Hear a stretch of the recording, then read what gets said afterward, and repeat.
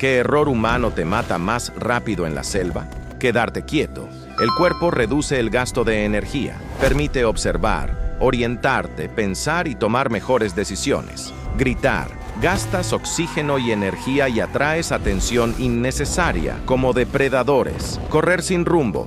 El cuerpo entra en estrés extremo. Aumenta el agotamiento, la deshidratación y los errores. Caer en pánico. El cerebro deja de razonar. Las decisiones se vuelven impulsivas y fatales.